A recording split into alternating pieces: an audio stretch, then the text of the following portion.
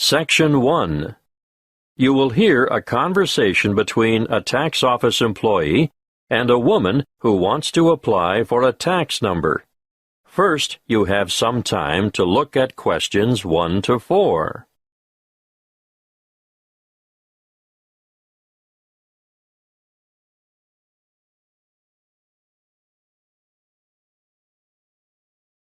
Now we shall begin. You should answer the questions as you listen, because you will not hear the recording a second time. Listen carefully and answer questions 1 to 4. Good morning, tax office. How can I help you? I'd like to apply for a tax file number. Are you a citizen? No, but I'm told I still need a number. So what is your residency status? Are you a permanent migrant, or perhaps a temporary visitor? Oh, I'm a permanent migrant. And you need a TFN? A what? A TFN. It stands for tax file number. Yes, what is that exactly? It's a unique number we issue to individuals and organizations to help administer tax collection and other government systems. Why do I need one? In actual fact, you don't. What do you mean? It's not compulsory, you know. But I should get one? Well, it's a good idea.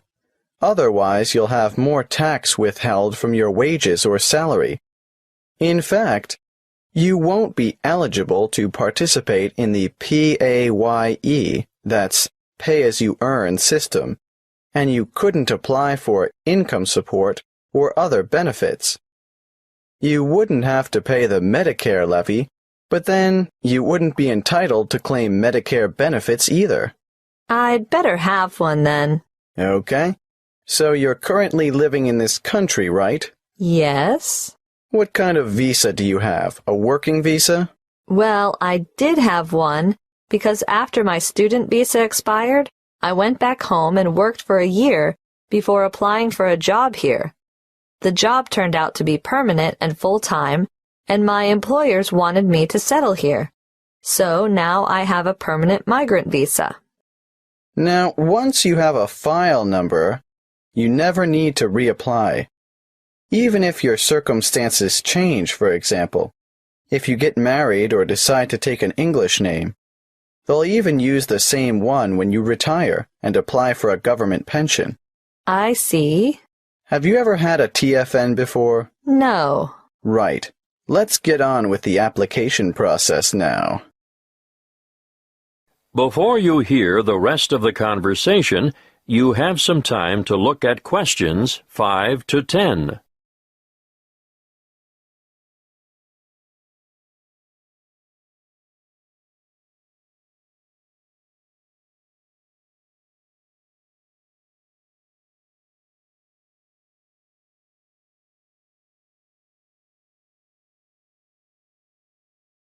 Now listen and answer questions 5 to 10. What is your passport or travel document number? Oh, just a moment. I have it here. JGW 1100536. Where do you come from? I came from Greece. Is that your country of origin? Yes, I came from Greece. Are you Greek? Do you have a Greek passport? No, I was born in Spain. I have a Spanish passport, but I've been living in Greece. And where do you live now? Where will the department send your TFN? That's 1339 Harbor Drive, Holywell. Postcode? 1517. Thank you. Now, what's the best way to get in touch with you? By phone, you can ring my landline number, 0955775076. I'm sorry, I haven't got a cell phone at the moment. I see. Can you give me the details of someone else we could contact if we can't get you during office hours? That would be my landlady. What's her name? Martha Pierce. Is that Pierce, P-I-E-R-C-E? No, it's P-E-A-R-C-E. And her number is? The same as the one I gave you. Yes, I've got that. Now, for some more personal details, what title do you use? Excuse me? Are you Mrs., Miss, or Ms.? I'm not married. Put me down as Miss. All right. What's your surname? Farina. What's your first name? Maria. Do you have a second or middle name? Well, two, actually. What are they? Rosa Anna. I'm guessing Farina is your maiden name, since you haven't been married. But are you known by any other names? Farina is my only surname, but people call me Mary. As a first name? Yes. When were you born, Mary? Can you give it to me in the following order? Day, month, and year? The 15th of November, 1983. You're obviously female, so that brings me to the last question, which I don't really need to ask. What's that? Your husband's name. I don't have one. I know, so I'll just write down N.A. for not applicable. Thank you. That is the end of Section 1. You now have half a minute to check your answers.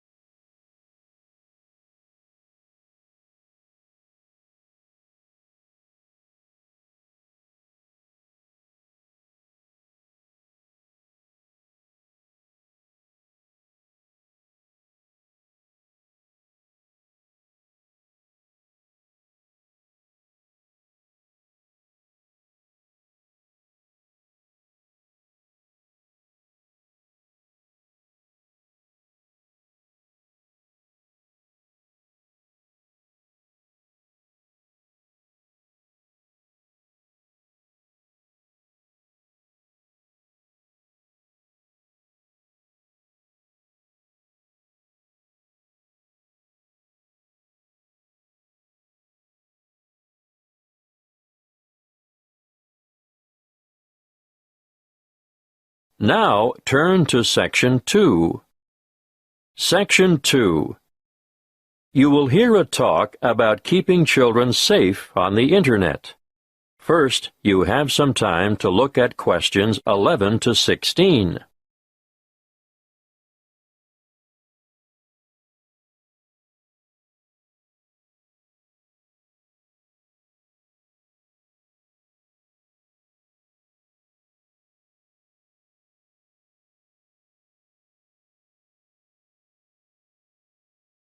Listen carefully and answer questions 11 to 16. Thank you for coming. It's good to see so many of you interested in keeping your children safe on the Internet.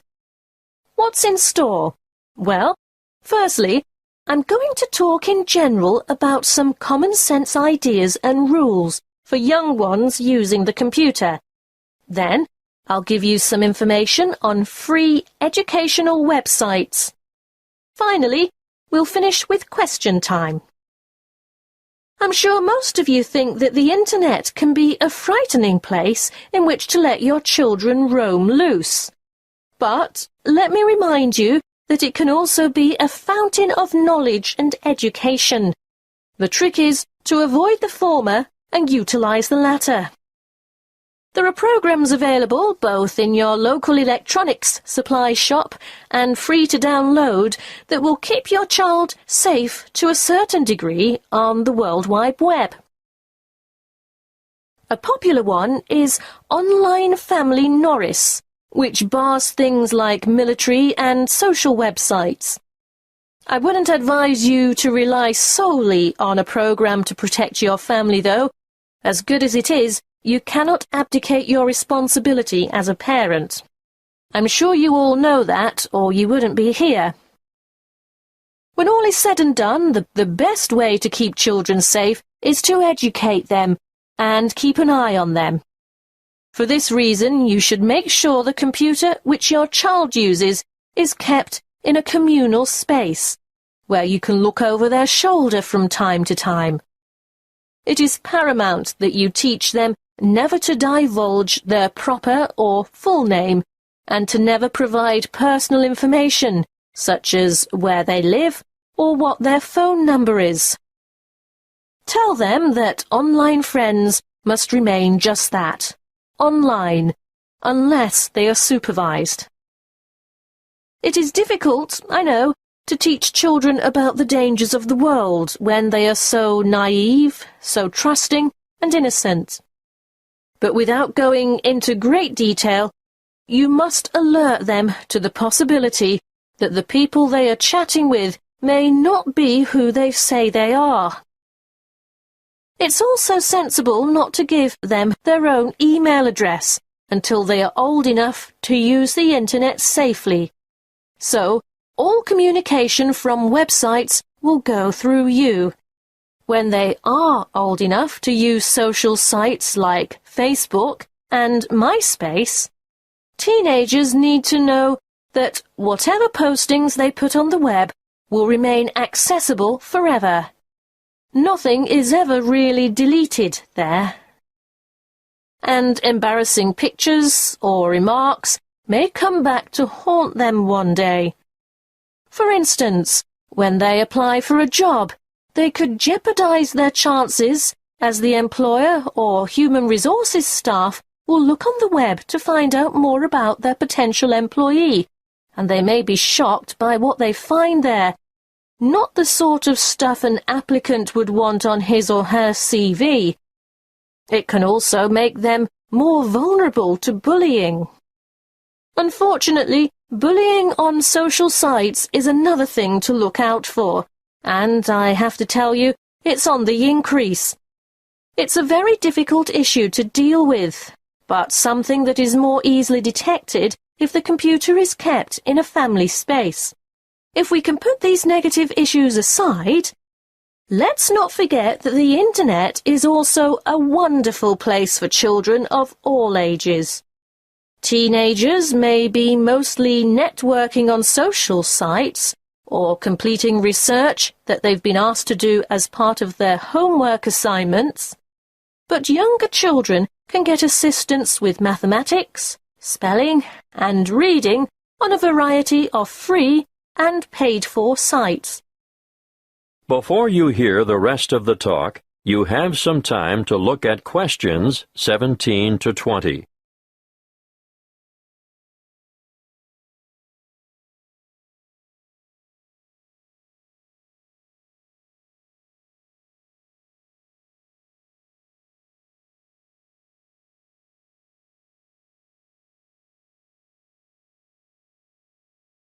Now listen and answer questions 17 to 20. A good way for children to learn and have fun at the same time is the website mathtutor.com. They can practice mathematics on this site, no matter what their level, while they compete against other children from all over the world. And here's a fun way for primary school children to learn the spelling words for the week. It can be such a chore for some children. They just type them in and play games to learn them. What's that? The website? Oh, sorry. Yes, you'll need to go to spellcity.com for that. The one I'm going to tell you about now is one of the most practical sites that's popular with people of all ages. Children, or parents for that matter, can learn to touch type as they sing along with songs. And there's a variety of funny characters to help you enjoy yourself as you learn. In this day and age, typing is essential.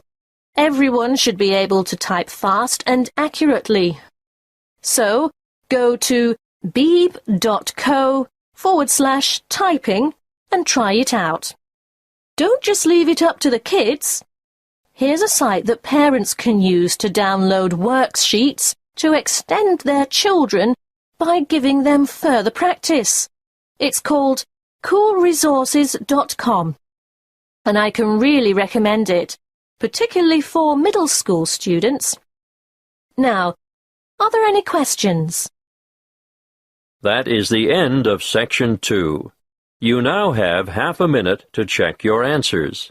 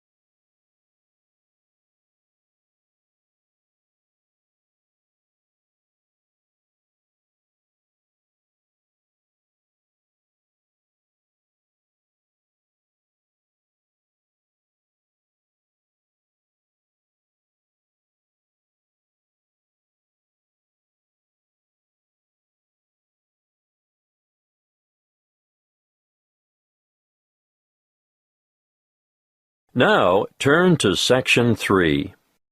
Section 3. You will hear a conversation between two students in the Education Department who are discussing their first assignment. First, you have some time to look at questions 21 to 28.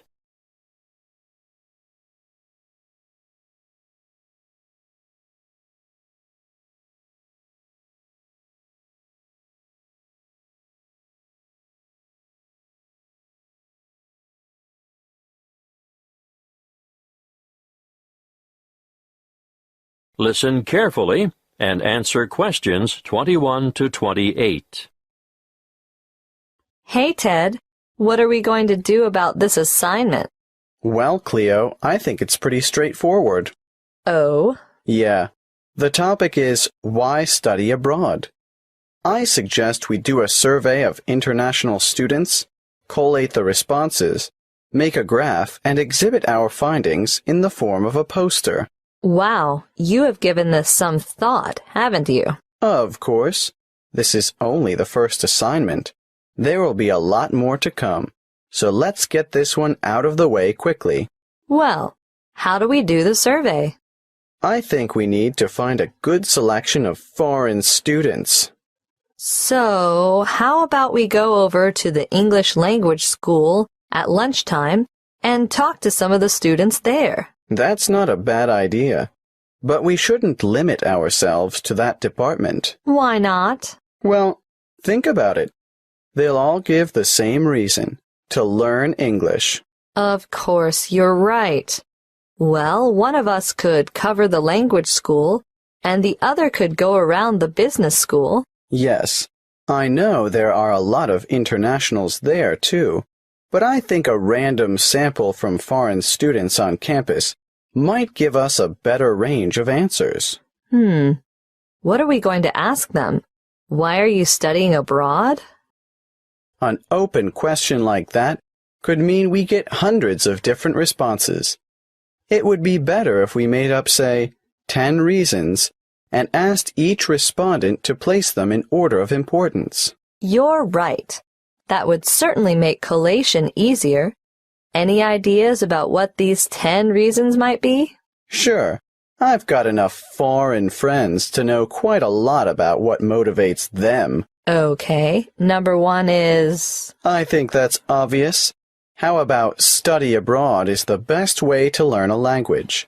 And number 2 is obvious as well. I know. Study abroad gives you the chance to travel. What's third? It's either culture or friendship. Okay, let's go for culture. Study abroad gives you first-hand experience of a different culture. Not just that, but it gives you new experiences as well. Not all of them are good, but it's meeting those challenges and adapting to new situations and solving problems and so on. Let's make that a separate reason. How about study abroad, will compel you to develop new skills? Sounds good. Then study abroad promotes international friendship. What are we up to now? Wait, that was number 5. Do you think learning about yourself is the same as developing new skills? No, I think it's quite different. Probably more closely related to culture. You really mean embracing new concepts and perceptions, don't you? Yes, and reconsidering one's own beliefs and values, or at least seeing them through new eyes. We could make the next one and call it something like, Study abroad provides the opportunity to learn about yourself. We ought to throw in a few about study and work, because I'm sure that rates highly with many foreign students. Of course. Study abroad gives you the opportunity to expand your academic, Academic what? Let's simplify it. Make it the opportunity to study different subjects. Yes, good. It can also enhance the value of your degree. How's that? Well, I think you can take courses you would never have had the opportunity to take on your home campus, and employers will know also that your language skills have been given quite a boost. Isn't that the same as number 7? No, I think it's a separate issue. All right, keep it. Now, I think this next one is more important. Shall I change the order? No, no need. The students are going to rank them according to their views. So what is it? Study abroad enhances employment opportunities. Ugh, why didn't I think of that? Anyway, there's one even more obvious than that. Let me guess. Study abroad broadens your mind? Exactly. Okay. Now we have 10. Let's print off 100 questionnaires and go and do the survey. Before you hear the rest of the conversation, you have some time to look at questions 29 to 30.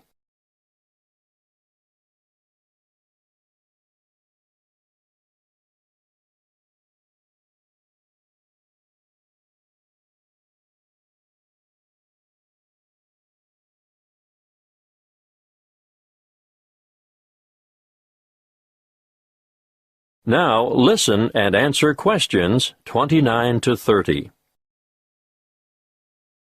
Did you hear about the National Geographic Survey of American students between the ages of 18 and 24? Yes. It sounds as if they could benefit from study abroad. Did you know that only 1% of U.S. students currently study abroad? Anyway, back to that National Geographic Survey. It was carried out internationally, and it was Sweden that came out on top. It's really amazing, isn't it? When given a map of the world, only 13% of American students were able to find Iraq, and the same for Iran. I know, and not surprisingly, I suppose, Afghanistan didn't fare much better. 83% couldn't locate it on the map. There must be something about that region. 76% couldn't identify Saudi Arabia either.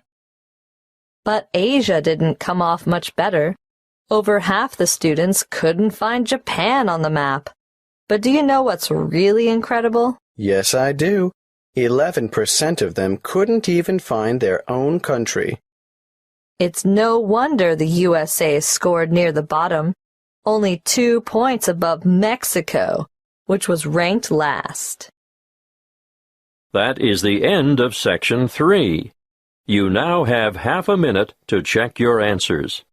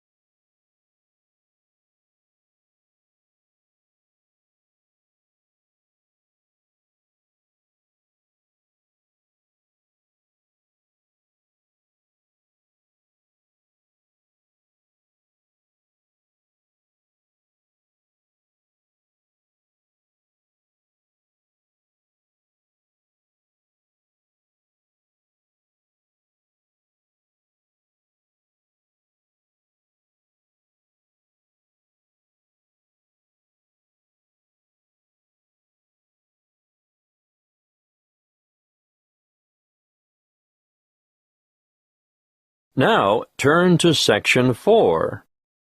Section 4. You will hear a talk given by a lecturer in the Art History department. First, you have some time to look at questions 31 to 40.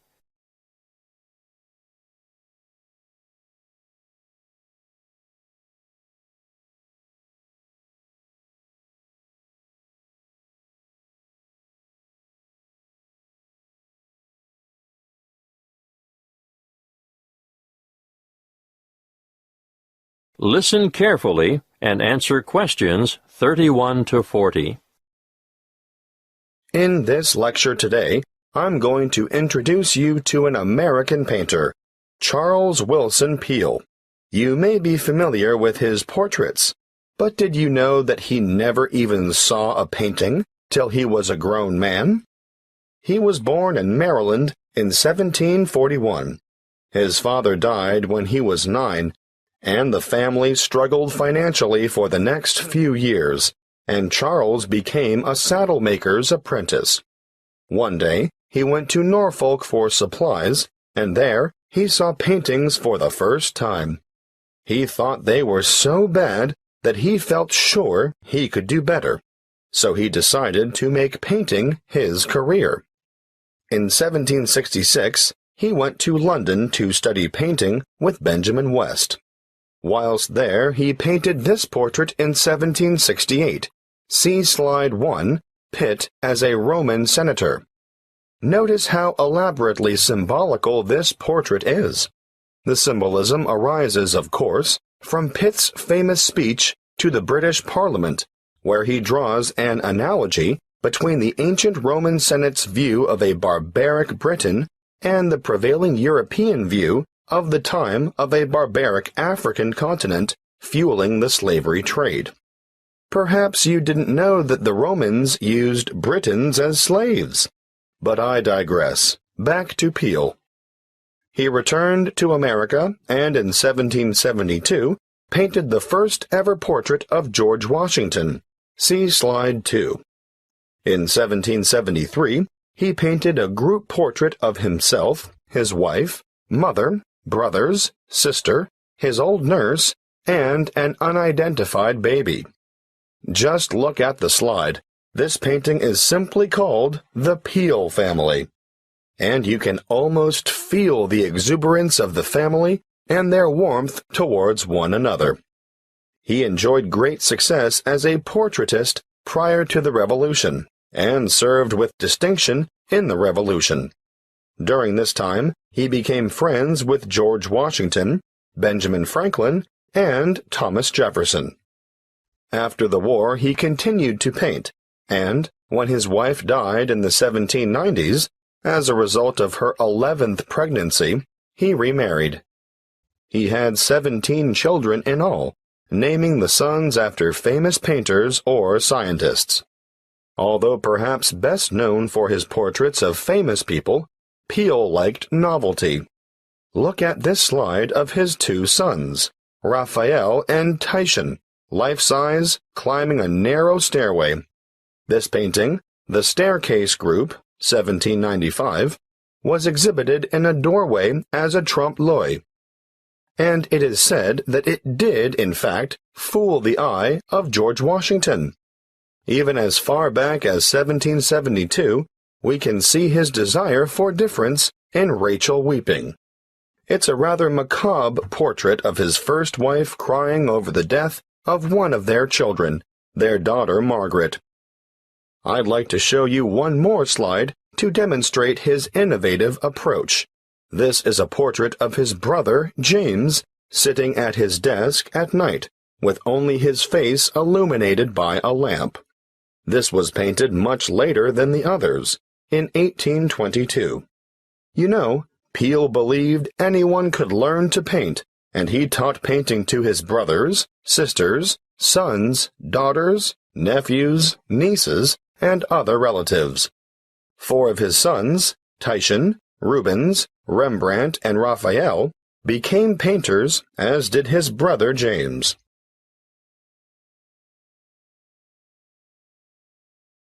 Before I finish, I'd like to tell you a bit more about Peale.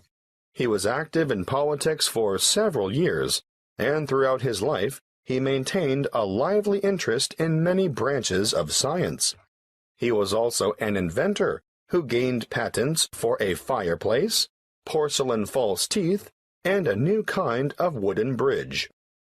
He collaborated with Thomas Jefferson on what was known as the polygraph, a kind of portable writing desk. But it wasn't any ordinary desk. This one could make several copies of a manuscript at once. He also wrote papers on a wide variety of subjects, from hygiene to engineering. Oh, and he also tried his hand at inventing a fairly primitive but innovative motion picture technique, new types of eyeglasses, and a velocipede, which is a precursor to the bicycle. Now, some of the original velocipedes had pedals and some didn't. You sort of scooted along on them using your feet. Unfortunately, I can't remember which type it was that Peale worked on.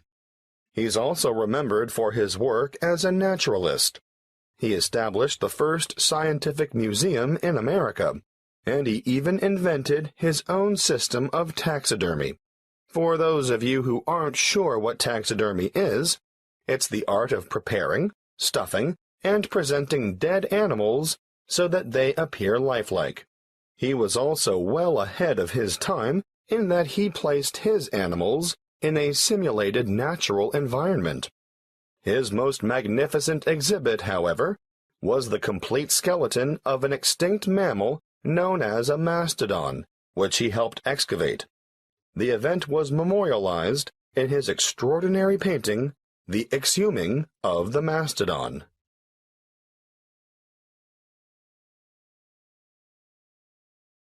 That is the end of Section 4. You